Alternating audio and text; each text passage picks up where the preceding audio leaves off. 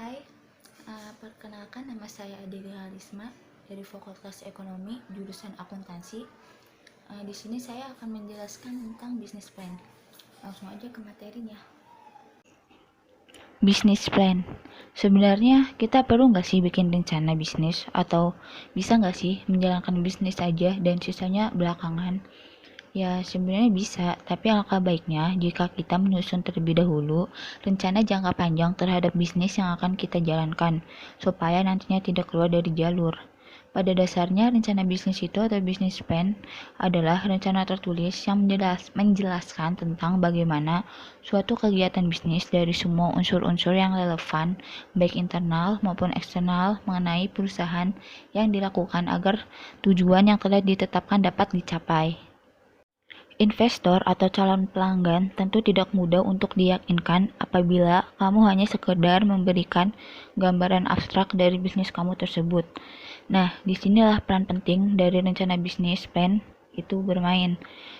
Manfaat bisnis plan itu yaitu ada tujuan bisnis menjadi lebih jelas, prioritas kamu akan lebih masuk akal, bisnis plan akan meminimalisir resiko gagal, memprediksi masa depan, dan mencari sumber dana. Nah, berikut yaitu format dari bisnis plan dan contohnya. Yang pertama kita harus membuat sejarah berdirinya usaha. Sejarah berdirinya usaha yaitu menggambarkan kepada calon investor dasar atau landasan usaha ini berdiri apakah cukup kuat secara pengalaman dan keutuhan individu yang terlibat di dalamnya. Misalkan, di sini saya mengambil usaha roti bakar ice cream, yaitu didirikan pada tahun 2018. Dengan berkembangnya teknologi dan zaman, masyarakat sangat dalam memilih makanan atau cemilan yang lebih sehat. Maka dari itu kami membuka usaha ini untuk memenuhi makanan yang diinginkan oleh masyarakat, karena roti bakar es krim sangat sehat dan memiliki varian rasa, dan pastinya terjangkau di semua kalangan, baik kalangan menengah atas maupun menengah bawah, karena harga yang kami tawarkan cukup terjangkau. Selanjutnya yaitu kita membuat visi misi usaha. Visi merupakan cita-cita yang ingin dicapai usaha dalam jangka panjang, dan sedangkan misi merupakan cara-cara yang digunakan usaha dalam mencapai visi usaha. Contoh dari usaha tadi, roti bakar es krim, visinya menciptakan sebuah usaha yang mudah diterima masyarakat dan merakyat. Misinya memberikan cita rasa yang terbaik dan memberikan pelayanan yang terbaik. Selanjutnya, kita membuat aspek pemasaran. Sebenarnya aspek pemasaran ini sangat penting banget untuk usaha kita, untuk mempromosikan usaha kita.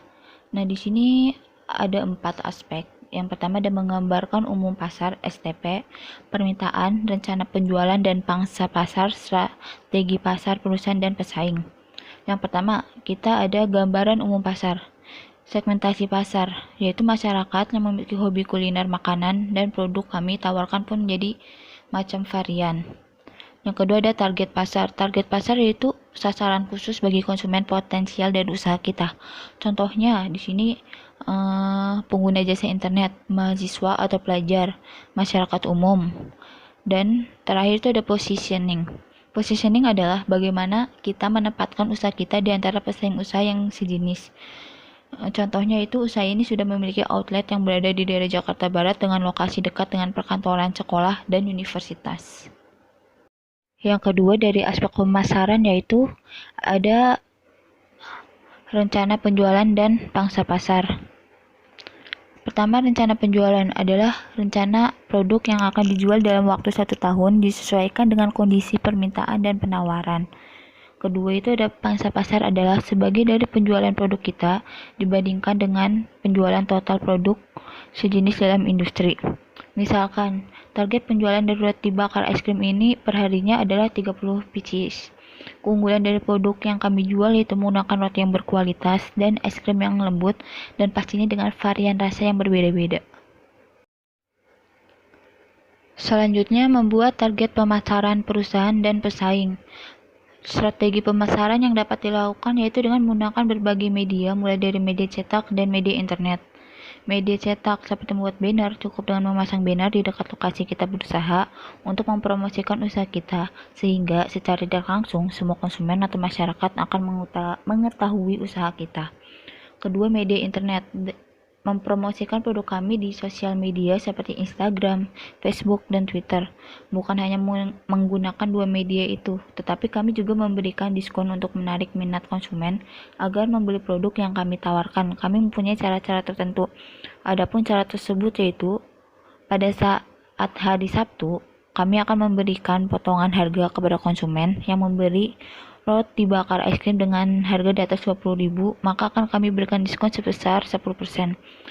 Dan apabila konsumen membeli roti bakar es krim secara banyak, minimal 3 pieces, maka kami akan memberikan gratis sebanyak 1 pieces.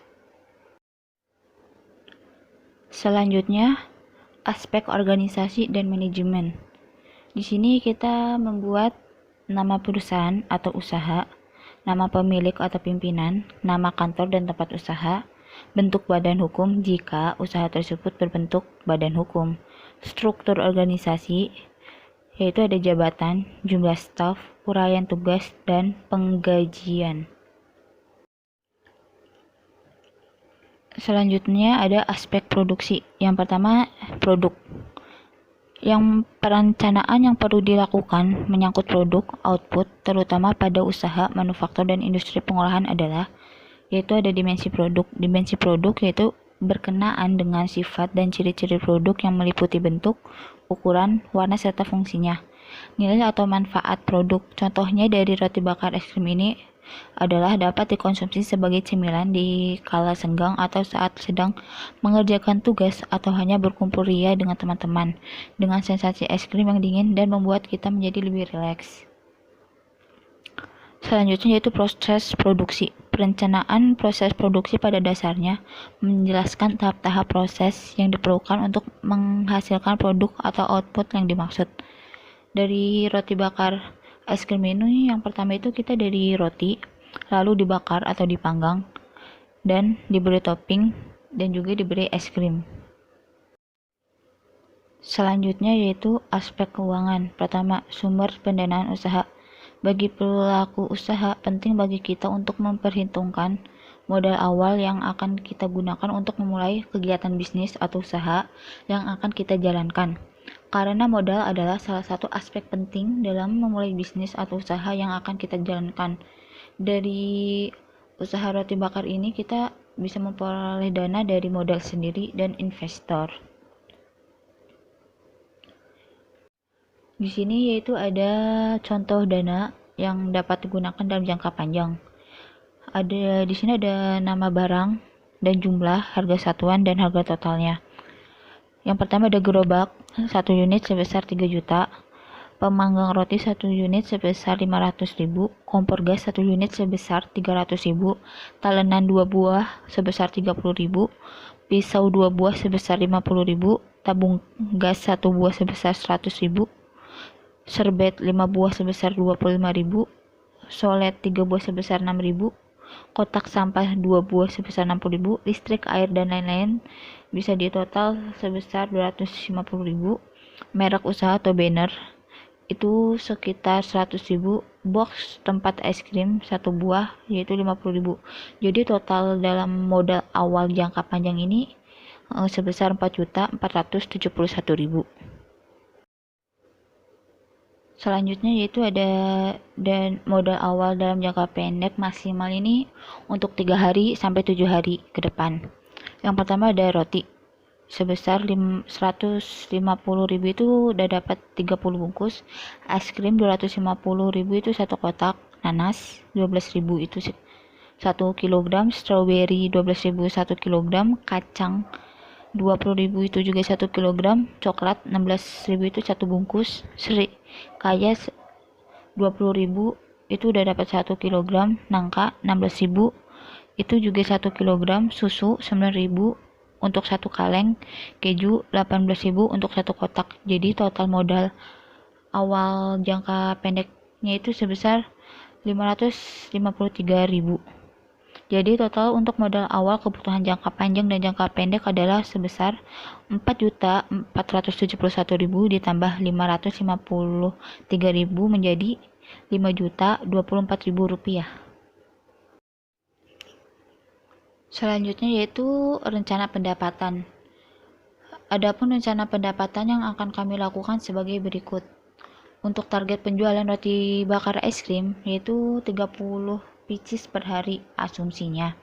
Penjualannya, roti bakar es krim itu satu buahnya 10.000 dikali 30 pieces yaitu menjadi 300.000. Jadi total penjualan per hari adalah 300.000. Rencana pendapatan yaitu poin pertama, penjualan per hari dikali 7 hari dikurangi kebutuhan jangka pendek.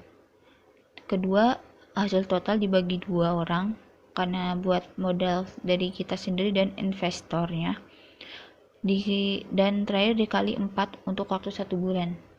Jadi untuk poin pertama yaitu 300.000 dikali 7 hari menjadi 2.100.000 dikurang 553.000 sama dengan 1.547.000. Nah, poin kedua, dari 1.547.000 itu dibagi untuk 2 orang karena ini saya milik 2 orang. Jadi menjadi 773.000. Dan poin terakhir itu 773.000 dikali 4 yaitu menjadi 3.094.000. Jadi pendapatan bersih per bulan dari setiap orang adalah sebesar 3.094.000. Sekian dari saya penjelasan tentang bisnis plan dan contoh bisnis plannya. Kurang lebihnya mohon maaf. Terima kasih. Bye.